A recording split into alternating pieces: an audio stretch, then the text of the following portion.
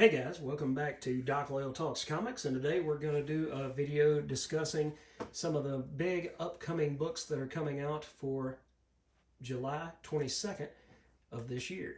So let's see if I can get away and do away with one of these ads. There's that. Okay, and the first book we're going to talk about is one I'm not collecting anymore, but I really enjoyed the story for the time that I read it, and it is Absolute Wonder Woman, and this is issue number 22. And yes, I'm aware of how to do this. A divine threat hits home for Diana. Diana and Circe work together against an impossible mythological force, trying to steal a win from the jaws of defeat. Elsewhere, a growing threat for Diana makes an evolutionary leap forward. So we have this really awesome cover with, looks like Cerberus, perhaps Medusa, and Wonder Woman carrying this giant sword. Now, the creative team on this book is Kelly Thompson with artist Dylan Schnook and colorist Jordi Belair. Letterer is Becca Carey, and assistant editor is Ash Padilla, and Chris Conroy is the editor. So this, to me, is still one of the best Absolute books that was out there. You get a story that understands who Diana is and the world in which she's trying to live, but at the same time, you get this amazing artwork by the regular artist of Hayden Sherman, and you get a story by Kelly Thompson that, to me, she understands her particular Absolute character better than anybody else. I think she gets it better than Jason Aaron gets Absolute Superman, and better than Scott Snyder's version of Absolute Batman. But this book is absolutely, no pun intended, it's a blast. And I hate that I had to drop it, but something had to give. But if you haven't read it, give this issue a try. I think it's part one in a two-part story. I don't think you'll be sad that you spent your money on it. And who knows, I might try to go back and collect some of those issues at a later time. All right, next up, we have Superman issue number 40. This is Superboy Prime versus Manchester Black. So Manchester Black has been trying to manipulate Prime into punching a hole in the space-time continuum, creating a way that Manchester Black can come back to life. And he also wants to escape the world of comics and come to the real world. It's meta versus meta. If Prime survives, he'll still have to deal with members of the Super family who are not happy that he wants to be Superman. And this all builds up to the big story in next month in all of the Super books, which I don't know that I'll be reading that. But the Dan Mora artwork in this is just fantastic each and every month. Dan Mora continues to get better and better as an artist, and he is already about 10,000 times better than anything I could ever draw. Joshua Williamson has his finger right there on the pulse of who Superboy Prime is, and it gives you a chance to really get a better understanding of this redemption arc for Prime. Superboy Prime was the Silver Age Superboy, and thusly he was just as strong as the Golden Age and Silver Age Superman. Okay, so he was just as strong of a character, and he turned out to be one of the big bads in Infinite Crisis back in 2005. And he's going on a redemption arc now, trying to rebuild who he is and show people that he's not that same person anymore. You get a couple of extra covers here, and then, like I said, you got Joshua Williamson writing, Dan Mora on art, colorist is Alejandro Sanchez, and letterer is Ariana Meyer. So if you're not reading this Superman book, I don't see why. I don't know what you're waiting on, but they have crafted from issue number 37 a very compelling arc for Superboy Prime.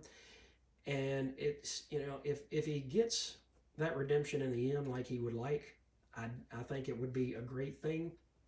But it's just kind of like Batman with Hal Jordan when he became the Spectre, and then when he came back in Green Lantern Rebirth.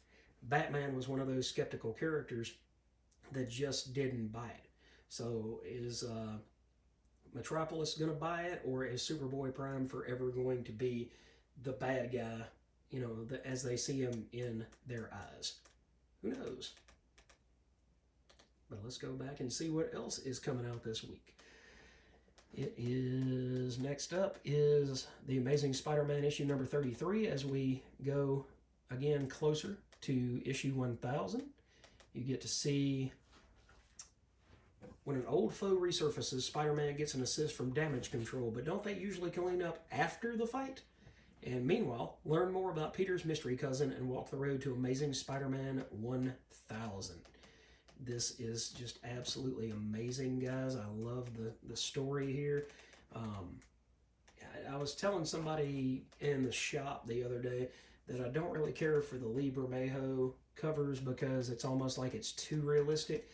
I like Alex Ross and his style of painting, but I don't like something that's quite as hyper-realistic as Lee Bermejo's. And so in this book, we actually get Joe Kelly as writer, Ed McGuinness as artist or penciler, Mark Farmer is his inker, colorist is Marcio Menez, and the letter is Joe Caramagna. And to tie into this, I just want to say this.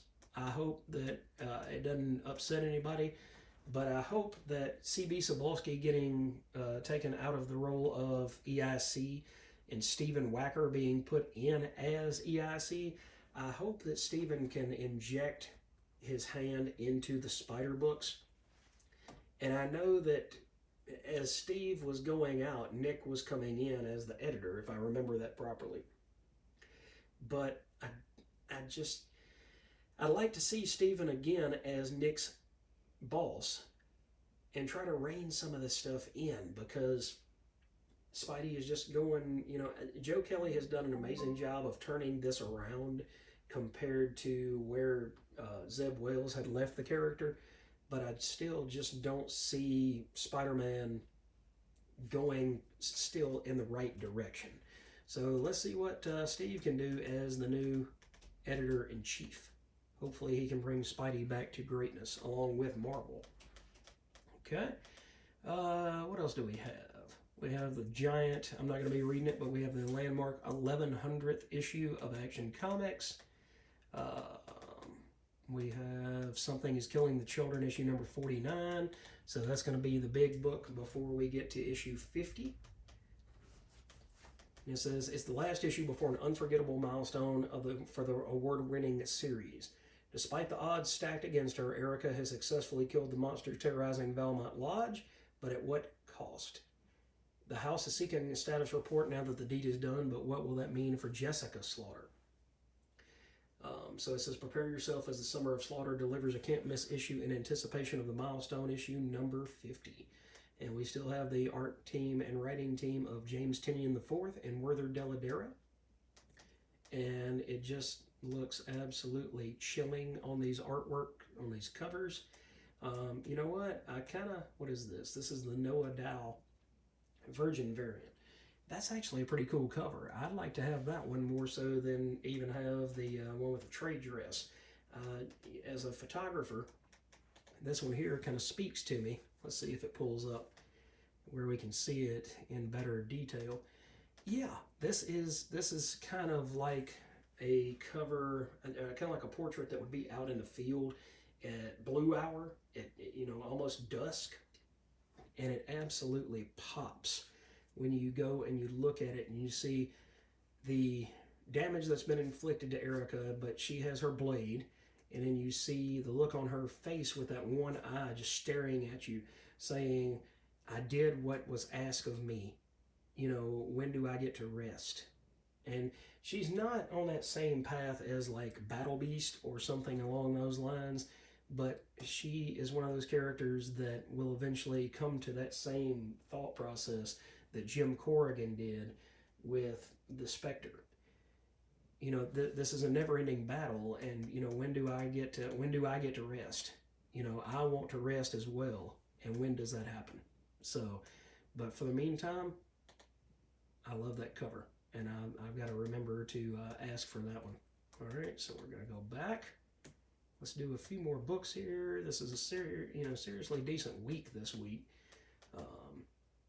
You have the continuation of Green Lantern by Jeremy Adams. You have Void Rivals, which I have dropped. You get this big, massive book of Terminal that's coming out, and this is a new #1. And it is the dream team of Robert Kirkman, Joe Casey, Andy Kubert, David Finch, and Art Adams. So it's really cool to see interior artwork from Art Adams again. But it says there's a secret war being waged across the world by two violent forces with superhuman abilities who blur the lines between good and evil. When Marilyn Howe's search for her missing sister Alessandra puts her in the center of this conflict, she'll learn that the power to save the world comes from unlocking your genetic code, and that giving up everything that you thought you knew about yourself, if you survive the experience. Perfect for the fans of Invincible and X-Men, nothing can prepare you for the most violent and unpredictable superhero series of the year. So I wonder what's going to happen here. It sounded pretty much like you have superpowers, but you have to unlock them. So is there going to be a terminal, like a back to tank or something like that you have to go into in order to unlock some sort of serious superpower? Who knows? But it's got a ton of covers, open order covers, a couple of incentive covers, some retailer exclusives. And again, this is Robert Kirkman, Joe Casey, Andy Kubert, Dave McCaig, Russ Wooten, and many, many other creators. And this is supposedly going to be one of the biggest Image books in years. So I'm going to definitely get a copy of that, and I'm going to do a video for initial assessment on it. Guys, I've almost reached 100 episodes of initial assessment. So this channel is getting not long in the tooth, but I've been doing this for almost 3 years. I've been doing this about 2.5 years, and I love to continue to do it. So if you have not, please hit that like and subscribe on this video so that we can all enjoy this content that I put together each and every day for years to come. All right, let's look at one or two more. We have the finale of Swamp Thing 1984 by Rick Veitch, Tom Mandrake, and Trish Mulvihill. You also have issue 4 of Corpse Knight, which continues the story of Foy and her father on the search for the Joan of Arc's clan, so that perhaps Joan of Arc knows a way to save her father from his zombie-like state that he's in. Gunslinger Spawn continues. And what's one more book that looks like it might be good? There's plenty of stuff out there. Oh, by the way, if you guys haven't been reading this, maybe you could pick up, let's see, well, it's almost finished now, but the JLA Avengers Facsimile Edition. That was the Avengers and the JLA have confronted their foemen. Now it's time to party, but as echoes of the past intrude on the present, something is terrifyingly wrong. This was a story by Kurt Busiek and George Perez, and it was just as massive and huge as you would think that it was going to be. And God bless and rest George Perez, rest in peace. But it was a lot of fun to see this book actually come together. And I've got all of the original books, and they're just a blast to read. So if you can, go back and pick up the first 2 and then get this 3rd issue this week, and then issue 4 will come next month, and you'll get to see just how well the JLA and Avengers can kind of gel. So anyway, guys, this has been my anticipated video for July the 22nd, 2026. This, once again, was not sponsored, but I used LeagueOfComicGeeks.com. And I've sung the praises on all of these videos thus far, but I just want to say, make sure that you check out that website. It will give you solicitation info. It'll give you the dates that the books are coming out. It'll give you all of the pertinent information so that you can be in the know. Do you want to read Absolute Wonder Woman or Absolute Superman? Do you want to read Superman? Do you want to try to go and finish reading the Swamp Thing 1984 series? What is that about? It'll give you an idea of, what you want to read. It will give you an option to do a pull list. My friend Baba told me that you can actually send it to your LCS, that list, to your LCS, and that will make the pull list for you. so that they know exactly what books you want, what covers you want, and all of that. So all you do for that is to go over to one of the books that you would like to have and go over this where it goes to a plus symbol. And when you click on that plus symbol, it'll turn into a green drop box type of image.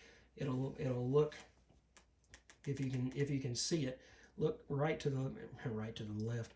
Look to the left of where my cursor is, and you see where it's a downward arrow. When you click on that, it will turn into a green arrow, not the character, not Oliver Queen, but it will turn into a green arrow, and it'll show that that's now on your official pull list. So that's that for this week, guys. Thank you so much for watching these videos, giving me your support all these years, and I will see you guys in my upcoming video for the books that I picked up on Wednesday. Have a great day, have a great week, and I'll see you next time.